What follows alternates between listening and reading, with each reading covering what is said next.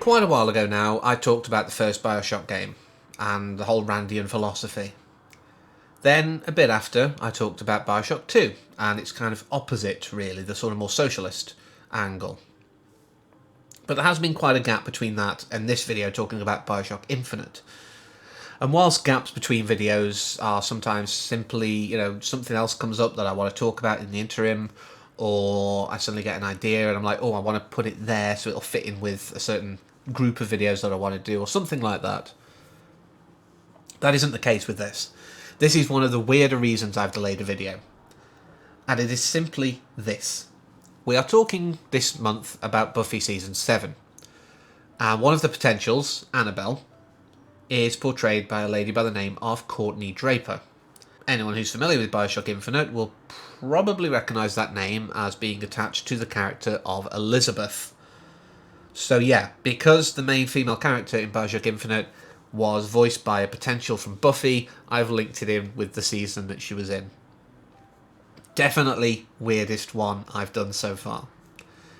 But whilst I enjoyed the first Bioshock for its, Ayn Randian philosophies and the idea of this, and maybe it's not a great model, and the idea of free will, etc., and the socialism angles of Bioshock 2, this was a very different beast. This is very much also, it does also have elements of free will, and what do you have control over? Is there such a thing as a fate, a destiny? But the thing I really loved about Bioshock Infinite, and a lot of people did, the idea of many worlds brought into it. One of my favourite sort of topics to talk about, because it fascinates me. I've recently become reinterested in things like the Mandela effect and what people term glitches in the Matrix, and the fact that some of these could be considered to be an element of the many worlds interpretation. Certain things could be that you accidentally slip into a parallel universe where one tiny thing is different. For example, the time that Nelson Mandela died. But the fact that, there's all these different branching timelines that exist in particularly the ending sort of section of Bioshock Infinite, that the only way to fully wrap up is to pretty much kill all Bookers. It's again, is he destined to die? But I also like the fact that it does call back. It is very much a good closure of a trilogy. The fact it calls back to ideas and sometimes even characters we've explored in the other Bioshocks. I think one of the things that I really loved about it was this idea that, through these pockets, these little tears in space-time, that we can see things from the future. And the fact that some enterprising soul has listened to songs, a vast array of different songs from the future, the songs that we know in our present. But they're done in a way that fits the time period, that early 20th century kind of feel. The fact that we have like a wonderful sort of Wurlitzer performance of Girls Just Want to Have Fun, which really got me to fall in love with the song again. Hearing it done that way, I was like, it's really quite a good piece. I'd love to hear more Barbershop Quartet versions of Beach Boys songs. There's so much good here, these little nods and sort of the ideas of taking things from the future to create this weird alternate history, whilst also, as I say, still being very much a Bioshock game. I mean, the first time I tried to play it, I was a bit overwhelmed because I've not played any earlier entries, so the figures were confusing to me. It's like, well, how do you know which one to use? I've got too many to choose from. And then when you throw in, like, Elizabeth's bloody tears, I was like, how do I use this effectively? What do I prioritise? And it became a bit overwhelming, so I really stood back for a long time. But I kept seeing things saying, like, how good it was. So I said to myself, well, let's play through the entire series. And then we've come to today where, I'm finally closing out my videos on the series. But this whole story of Elizabeth, the thimble on her finger is because of being carried over different universes. The idea of parallel worlds and all these different things are so intrinsic to it. The fact that we get a callback to Rapture, sort of in the game, but also really prominently in the DLCs. The Burial at Sea 2-part add-on, just really sort of brought that Rapture link back. There's just so much that, you do see it interwoven. It is part of that same story. but everything about it is also in service to the story. You know, the whole kind of heads or tails choice, the sort of birdcage choice, you know, the bird or the cage, and the fact that the Luteces exist, you know, who they are and what they represent, is a many worlds interpretation. They are an example of something that, you know, has multiple versions throughout different timelines and different parallel universes, whatever you want to call them. The fact that it deals so well with it weaves a very sort of high-end, like, theoretical idea to explain certain things about the world, you know.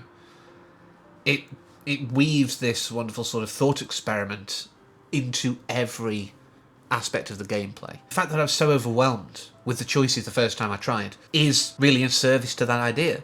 There are so many choices. Each time I choose to, say, use the fiery vigor, which I can't remember the name of, it's been a long time since I've played, you know, another run I might have used the crows.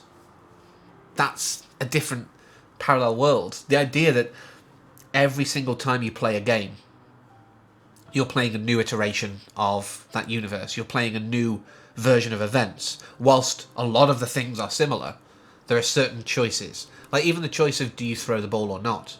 Technically that, you know, it never really comes to fruition. But this choice, and sometimes the illusion of choice, this free will, is a part of the backbone of the Bioshock series.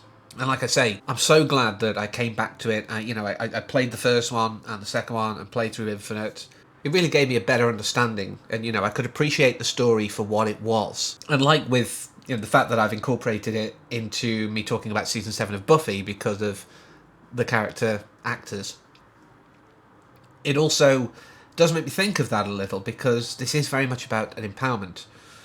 You know, when we first meet Elizabeth, as far as we're aware, she's just some poor girl who's been kept in a tower out of the way with some giant bird thing, you know, stopping anyone getting at her. But she's a very powerful woman. In fact, the reason she's imprisoned is kind of out of a fear. This is a method of control. And, you know, for the time period that it's set in, the idea of controlling women is kind of part of the course. So it services that as well. You know, the fact that we have this wonderfully empowered woman who we liberate, and actually she is kind of, in a way, the orchestrator of our downfall. As we're playing Booker DeWitt, she's the one who causes us to have to die so that the world will actually be a better place. And it's such a weird thing to kind of, you know, enjoy playing, basically. You're playing a game that requires you to die at the end, in essence. But, you know, it's very different to Bioshock. You know, we don't have the big daddies and everything like that all over the shop. It was a very different thing. But, again, that was in service to the plot. The idea that something so different can still have the core tenets of something else that we've known before says, again, this whole idea of, like, every single iteration of a world, every single iteration of events can be different, but there will be similarities.